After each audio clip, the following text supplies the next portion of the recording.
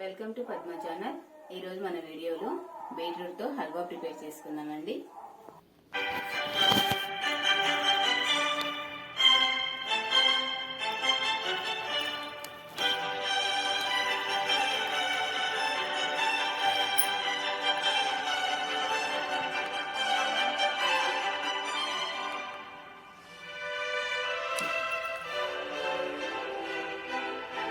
ముందుగా బీట్రూట్ని చాప్ చేసుకుందామండి. మనందరికీ తెలిసిన విషయమే కదండి, బీట్రూట్లో చాలా ఆరోగ్య ప్రయోజనాలు ఉన్నాయి.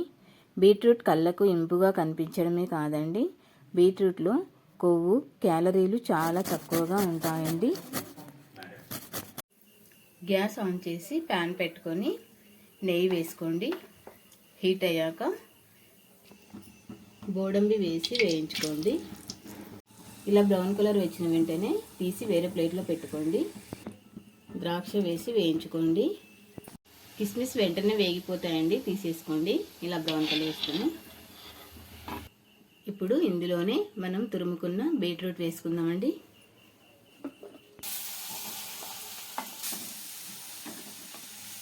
ఇలా కలిపి ఒక 2 మినిట్స్ మగ్గించుకోండి. మూత పెట్టేసి 2 మినిట్స్ మగ్గించుకోండి.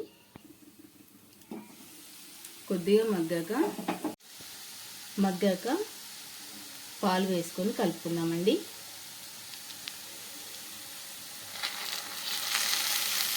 పాలల్లో ఉడికితే బీట్రూట్ చాలా టేస్ట్ ఉంటుందండి. బీపీ ఎక్కువ ఉన్న వాళ్ళు బీట్రూట్ తీసుకోవడం వల్ల బీపీని కంట్రోల్లో ఉంచుతుందండి. చూసారా మన బీట్రూట్ ఎంత బాగా ఉపయోగపడుతుందో మనకు. అంతేకాదండి, గుండెను కూడా ఆరోగ్యంగా ఉంచుతుందండి.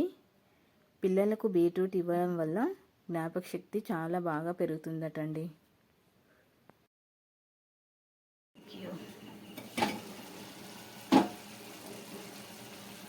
ఇలా మధ్యలో కలుపుతూ ఉడికించుకోండి. ఇలా పాలల్లో ఉడకడం వల్ల సూపర్ టేస్ట్ వస్తుందండి బీట్రూట్.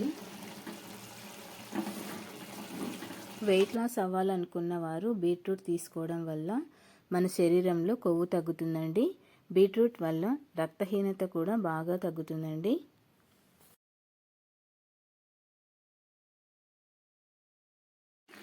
నేను ఈ బీట్రూట్ హల్వాకి 5 బీట్రూట్స్ తీసుకున్నానండి, మీడియం సైజువి. అందుకు ఒక 1/2 లీటర్ సరిపోతాయండి మిల్క్. అయితే ఇలా పాలల్లో ఉడికించుకుంటే టేస్ట్ బాగా వస్తుందండి. ఆల్మోస్ట్ ఉడికిపోయిందండి బీట్రూట్.